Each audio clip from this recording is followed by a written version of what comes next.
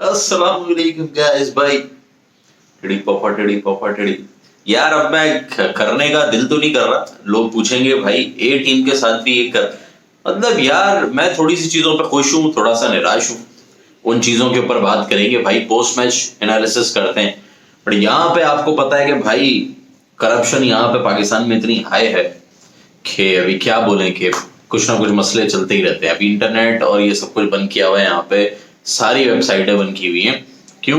क्योंकि एहतजाज हो रहा है। जैसे बांग्लादेश में हुआ था, जैसे इनकलाब उन्होंने लाया, वैसा इनकलाब यहाँ के भी निकले में। तो खैर, करप्शन के लिए बाहर निकले में तो इन्होंने क्या कर देते हैं, बटन दबा देते हैं। बटन दबा के सब कुछ शट डाउन कर दिया। अब ना मैं पोस्ट कर पा रहा हूँ, ना मैं लाइव आ पा रहा हूँ। अब ये रिकॉर्ड कर रहा हूँ, अब जब भी टाइम मिलेगा पोस्ट कर दूंगा भाई, देख लेना।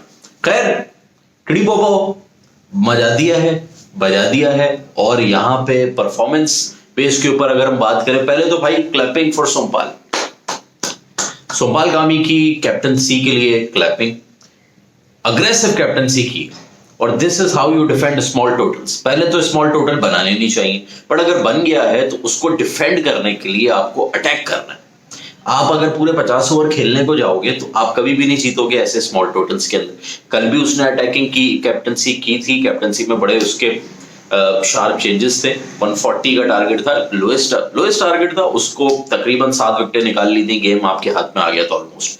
उसके बाद कल का गेम आपने देखा, आज का गेम यानी वो किया। उससे पहले एक और गेम आपको याद होगा, ओमान वाला, वो ओडीआई वाला गेम, वो जो ओमान से हम आखिरी बॉल तक गए थे, जिसमें गुलशन ने 5 विकेटें ली थी। आज भी गुलशन तबाही फेर रहा था। तो वहां पे भी उसने 70 पे कोई आउट नहीं था, पर थोड़ी देर के लिए वो कैप्टन बना था किसी रीजन की वजह से। तो वहां पे उसने फिर जो चेंजेस किए, गुलशन को लाए, वो भी गेम उसने फंसा दिया था। तो आज गुलशन के लिए पहले तालियां। ये कुछ पिक्चर्स देख लो। इस पिक्चर से आपको अटैकिंग कैप्टनसी उसकी समझ आ जाएगी कि भाई 30th ओवर चल रहा था आई गेस, और आप देखो शॉर्ट लेग लिया हुआ। कभी देखा है आपने? 30th ओवर छोड़ो भाई, 30th ओवर छोड़ो, पावर प्ले के टाइम पे देखो, बीच में देखो, शॉर्ट लेग लिया हुआ है। स्लिप तो हटा ही नहीं। फर्स्ट स्लिप तो थी, मुश्किल था। फर्स्ट हटा के वाइड स्लिप कर दी जब बैटर सेट हुआ, वरना अब देखो अटैक कैसे चल रहा है। Attacking captaincy. उसके बाद गन फील्डर जो थे उसके क्लोज फील्डर्स थे। आज हम मैच जो जीते, 3 रन आउट किए हमने। मेन 3 रन आउट हमने। एक पहला जो उनका ओपनर या मिडिल ऑर्डर का प्लेयर था, वो तगड़ा खेलता है, उसको रन आउट किया। आयरी, पता है भाई, आयरी को डालो, आयरी रन आउट करेगा, आयरी ब्रिलियंट। उसके बाद दूसरा वो जिता गया था, कॉक्स, कार्स नाम है या कॉक्स नाम था, वो भी जिता दिया था ऑलमोस्ट उसने, उसको रन आउट किया था भाई। एक स्टंप खाली एम करना था और फील्डर ने उसको थ्रो मारी, वो रन आउट। और फिर आखिरी रन आउट भी आपने देख लिया, जिसपे आखिरी बैटर फजूल में भागा और इतनी दूर से आपने स्टंप को हिट किया। तो रेगुलरली स्टंप्स हिट कर रहे थे, उसने फील्डर्स क्लोज रखे हुए थे। रन आउट क्यों होते हैं? जब आप क्लोज फील्डर्स होते, तो यानी जब वो डिफेंड कर रहा था तो क्लोज फील्डर्स रखे हुए थे। और आउट क्या नाम है, रिंग के बाहर भी जो फील्डर थे, आप देखो 1-2 कैचेस लॉन्ग ऑन पे हुआ है, कोई मिड विकेट पे हुआ है। वो भी कब हुए? उसको पता था कि भाई जिस तरीके की बॉल करानी है, बाहर कौन सा फील्डर किस जगह पे रखना है। Brilliant, heads of. बट मैं यहाँ पे मिडिल ऑर्डर का फिर से कंसर्न शो करूंगा। मैं आपको बॉलिंग फिगर बताने से पहले मैं बैटिंग फिगर दिखा देता हूँ। बैटिंग फिगर आप देख लीजिए, ये हमारा ओडीआई का बैटिंग फिगर है। और ये हम किस तरीके की ओडीआई में बैटिंग कर रहे हैं। हम बॉलर्स के पीछे छुपते रहते हैं, हम हमेशा छोटा स्कोर करते हैं भाई। अगर हम कनाडा ए पे 170 140 करेंगे, तो फिर हम यूएसए और स्कॉटलैंड जाके क्या करेंगे? समझ से बाहर है। आप ये स्कोर कार्ड देखिए, और इसमें सारे तुर्रम खाने, ऐसा नहीं है कि कोई बच्चा खिलाया हो। ये देव की आप पहले आप अर्जुन साउद को देखो। अर्जुन साउद बहुत अच्छा कीपर है, मैं उसकी कीपिंग से बड़ा इंस्पायर्ड हुआ हूं। बहुत अच्छे कैचेस लेता है। एक कैच छूट गया था, बट दूसरा जो गुलशन की बॉल पे कैच लिया उसने, लगातार गुलशन होना हैट्रिक था वहां पे। अगर वो वाइड स्लिप नहीं होती तो हैट्रिक भी हो जाती आज गुलशन की। खैर, तो वो अच्छी लेता है, बट मसला ये है कि उसके पास बैटिंग में इंटेंट नहीं है। उसका इंटेंट नजर, वो ओडीआई को या उसको किसने बताया है, वो खुद से कर रहा है। इतना टुक 30 का स्ट्राइक रेट, 40 का स्ट्राइक रेट। भाई तू पावर प्ले खेल रहा है यार। ये देखो, चलो ये तो बच्चा है। हम आते भीम शर्की के ऊपर। ओ भाई, तुम तो बड़े हो चुके हो, तुम तो दी वॉल हो हमारी, तुम तो जॉन्टी द रोड्स द फलाना द डंकाना हो। किस तरीके की बैटिंग है 50 के स्ट्राइक रेट पे यार? 50 बॉल है, 30 12 15 रन नहीं हो रहे, कोई तरीका है? फिर आरिफ शेख, क्या स्ट्राइक रेट है यार ये? अनिल शाह स्टार्ट देता है शुरू में, फिर दूसरे एंड से टुकटुकी शुरू हो जाती है। वो भी अब थोड़ा सा अपने आप को रिलैक्स कर रहा है कि नहीं भाई मैं शॉट नहीं मारूंगा, बट पॉजिटिव स्ट्राइक देता है भाई वो। 57 फॉर 1 थे आज भी आप। 10 ओवर के अंदर, और क्या चाहिए?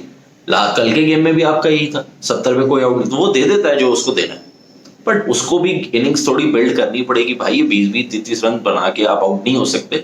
आपने जब 20 कर लिया इसका मतलब आप 50 करोगे। जब आपने मुश्किल पीरियड निकाल दिया, अब आप विकेट कैसे फेंक के जा सकते हो? भीम की हालत देखो, देव कनाल को देखो, इतनी बॉलें ले ली हैं, आप सेट होने के बाद विकेट फेंक रहे हो। भीम शर्की का आप देखो रन, आरिफ शेख को देखो, बोल्टल को देखो, आती ही निकल ली। क्या चल रहा है ये? गुलशन बैटिंग नहीं कर पा रहा तो मतलब क्या पूरी टीम 150 भी नहीं करेगी? गुलशन ने भी फॉर्म सही टाइम पे कैरी की थी, अभी बच्चों के आगे तो वो करता ही नहीं।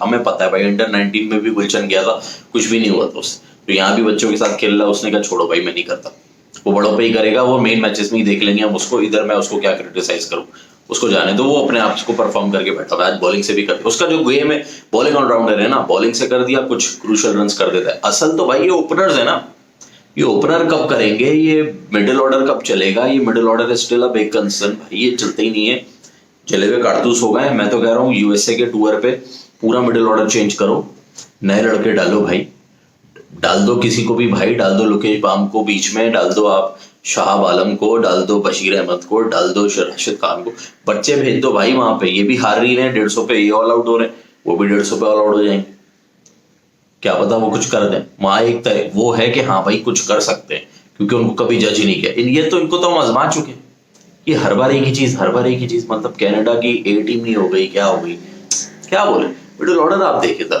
बैटिंग कितनी लंबी है। वो तो शुक्र करो आयरी और सोमपाल ने कुछ पार्टनरशिप कर दी, 117 या 13 के ऊपर 7 आउट हो चुके थे आप, 6 पहले तो आपका कोलैप्स, 57 पे 1 आउट है, 107 के ऊपर 3 आउट है। फिर मैं थोड़ी देर बाद देखा तो 107 के बाद 112 पे 6 हुए। ये क्या तरीका है यार, ये क्या तरीका है विकेट फेंकने का? मतलब हम फैंस क्या टीवी की चुपक के बैठे रहे? 50 ओवर तुम्हारे लिए पानी पीने को ही उठता है?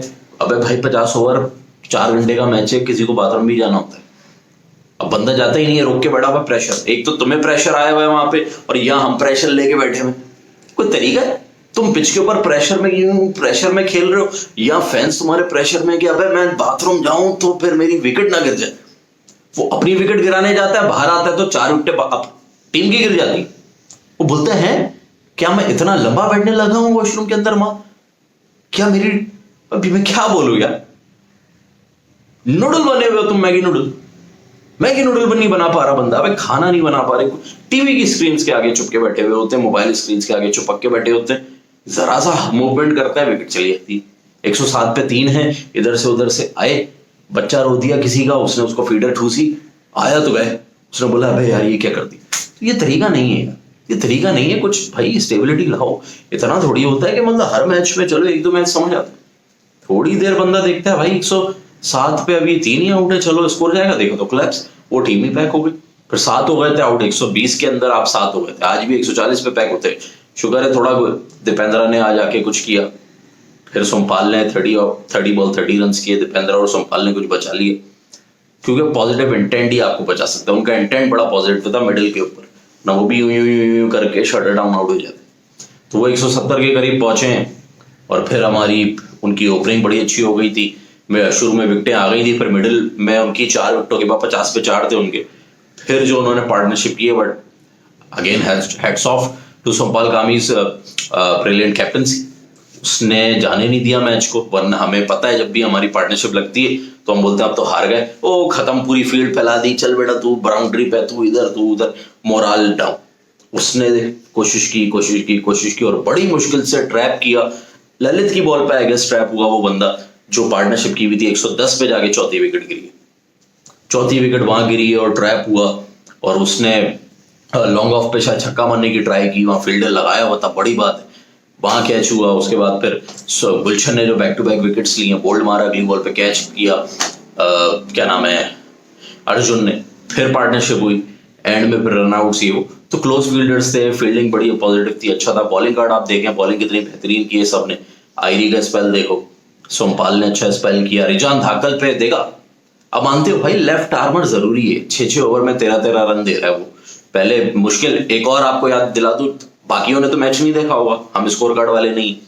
रिजान धाकल आज बताओ कौन से ओवर में बॉलिंग कराने आया? 90 ओवर में, 9th over. So new ball का बॉलर है वो। 9th ओवर में आने के बाद उसने एक तो पहली ओवर में या दूसरे ओवर में आके उसको विकेट मिल गई एलबीडब्ल्यू, पहली ओवर में मिली थी, सॉरी हाँ पहली ओवर में 9th ओवर में एलबीडब्ल्यू मारा उसने गंदा। उससे पहले वाली बॉल जिस पे चौका गया, अगर थोड़ा वो पेस इंक्रीज कर ले वो गिल्ला उड़ जाएगा। गिल्ला उड़ाने वाली बॉल्स अंदर आ रही है, उसकी स्विंग हो रही है, बहुत जरूरी है भाई, लेफ्ट आर्म बॉल है। फिर वो राउंड द विकेट आके भी बॉल अंदर ला रहा है, तो ये वो बहुत अच्छी बॉल है। फिर मिडिल में आके उसने बॉलिंग की है। तो रिजान का यार आपका अच्छा फायदा हो सकता है, रिजान को अगर आप सही से यूटिलाइज करो तो। रिजान धाकल का स्पेल आप देखें, फिर गुलशन ने फिर से बेहतरीन स्पेल किया, 2 विकेट ली। Lalit as usual brilliant. उसके बाद फुर्टिल पिटाया आज, फुर्टिल भाई का है थोड़ा सा, और सोमपाल ने अच्छी बॉलिंग की। खैर मैं सोमपाल भाई से इसलिए खुश हूँ कि कल इन्होंने ना, क्या हो गया था कि अनिल शाह को स्टार तो बना, 4 विकेट ली। मैं खुश हूं कि उसने अनिल शाह के ऊपर प्रेशर नहीं डाला, कि उसको ये नहीं बोला कि बेटा तू बॉलिंग, आज बॉलिंग ही नहीं दी उसने, दुनिया को भी बताया। वरना पीछे फैंस भी चीख रहे थे, और वहां से अगर कोई और होता तो वो बोलता अनिल बचा ले, तू ही कराता रहे। अनिल के बिना उसने आज मैच जिताया। कल 4 विकेट ली है उसने, बट अनिल को मैसेज ये सेंड किया गया कि यू आर दी ओपनर, अपने ओपनर हो तुम, तो तुमसे ओपनिंग चाहिए हमें, वो करो। बॉलिंग दे दी नहीं दे दी वो देखा जाएगा, ये बड़ी बात होती है। वरना क्या होता, आज अनिल बॉलर ही बन चुका होता, अगले गेम से वो बॉलिंग ही कर रहा होता। तो उसके अलावा उसने मेन बॉलर्स को जाके उसने प्रेशराइज किया ना। मैं खुश हुआ इस चीज के ऊपर सोमपाल से, कि अनिल को छोड़ के उसने जो मेन बॉलर है, क्योंकि बड़े मैच में वर्ल्ड कप खेलोगे, एशिया कप खेलोगे, या भी वर्ल्ड कप क्वालिफायर्स जाओगे, या भी चलो यूएसए वगैरह जाओगे, तो वहां जब मुश्किल सिचुएशन आएगी तो अनिल पे थोड़ी रिलाई करोगे। बॉलर थोड़ी है, वो तो ओपनर है और विकेट कीपर है वो, तो आप रिलाई किस पे करोगे, अपने मेन बॉलर्स के ऊपर। तो उसने आज मेन बॉलर्स को ही टारगेट किया और उन्हीं को आगे किया, गुलशन को आगे किया, रिजान को लेके आया वो वापस, ललित को लेके आया, कुशाल मल्ला से एंड में उसने करा के विकेट ली, क्योंकि राइट हैंडर आ गए तो उसके लिए उसने फिर वो जो उनकी प्लानिंग होती है, वो जो इनका मैचअप्स होते हैं, उस पर उसने काम किया, बोटल बेटा साइड कर दी। तो उसने उन्हीं बॉलर्स को आगे किया जिनको ये लेके घूमते रहते। तो वरना कमेंटेटर तो मैं पूरा मैच देख रहा था, रोने पे आ गए थे, अनिल को लाओ, अनिल को लाओ, अनिल को लाओ, अनिल को। वो अपनी प्रेडिक्शन, कमेंटेटर अपनी प्रेडिक्शन कर रहा है, बैठ के बोल रहा है अनिल को एक ऐसा लग रहा है कि ये काम करेंगे, जैसे 100 से ज्यादा रन बचेंगे ना, या आखिर के कुछ ओवर बचेंगे, तभी अनिल को लाएंगे, ताकि आखिरी विकेट वो लपेट दे। वो वेट करता रहा, उसने अनिल को लाया। तो खैर थोड़ा सा अग्रेशन तो देखा, फील्ड प्लेसमेंट बड़ी अच्छी थी भाई। मैं बता रहा हूँ ना, 4 से 5 विकेट तो हमने फील्ड प्लेसमेंट सही की। 3 तो रनआउट बड़े फील्डर्स की वजह से हुए, फील्डिंग की वजह से हुआ ना, क्लोज फील्डर से। अगर फील्ड खुली हुई होती, जो परसों के 2-3 दिन पहले के मैच में, जो ओमान का मैच था या कनाडा वाला मैच था जिसमें 180 में डिफेंड कर रहे थे, वहां पे इवन एंड्रू लेनर्ड आके कमेंट्री में बोल रहे हैं कि भाई सो डिफेंसिव, एक आया नया बैटर और आपने फुल पॉइंट फील्डर पीछे किया हुआ, अगर वो पहली बॉल पे उसका कैच था वो। तो ऐसे बहुत सारे इंसिडेंट्स हैं। तो कैप्टनसी ऐसे छोटे मैचेस में, मैंने आपको पहले भी बोला, कैप्टनसी ही जिता सकती है। तो हम कैप्टन को जहाँ अप्रिशिएट करते हैं वहाँ क्रिटिसाइज भी करते हैं। अच्छी चीज़ है वहाँ अप्रिशिएट होगा, जहाँ बुरी चीज़ है वहाँ क्रिटिसाइज होगा। माइंडसेट की बात है, देखो थोड़ा सा न्यू माइंडसेट आया ना, तो थोड़ा चीज़ें चल रही हैं। तो ये चीज़ें हैं। खैर दूसरी चीज़ों के ऊपर क्या ही बात करें, जीत गए फाइनली, बड़ी मुश्किल से जीते हैं, बट कुछ पॉजिटिव्स थे, कुछ नेगेटिव्स थे, उसके ऊपर बात करेंगे। बट स्टिल अब एक कंसर्न नहीं है, ओपनिंग स्लॉट पे हो जा रहे हैं runs, but middle order big concern. 50 run की कल स्टैंड दिया, 70 रन का परसों स्टैंड दिया, अब 50 रन का आज दिया, 70 रन का परसों दिया, उसके पहले 140 का दिया था, तब आप 139 पे पैक हो गए। कल 70 रन का स्टैंड दिया, आप 143 पे पैक हो गए। आज 57 रन का स्टैंड दिया, आप मतलब 170 के ऊपर, 176 के ऊपर पैक हो गए। तो क्या कर रहा है मिडिल ऑर्डर, और अगर नहीं कर सकता तो नए लड़के ले आओ। ये लिखवा के तो नहीं लाए कि यही खेलेंगे, बैकअप है, किसी और को भेजो, कोई और कर देगा। वीडियो को लाइक कीजिए, चैनल सब्सक्राइब कीजिएगा। इस नेक्स्ट वीडियो में साथ फिर मिलते हैं। Love you all.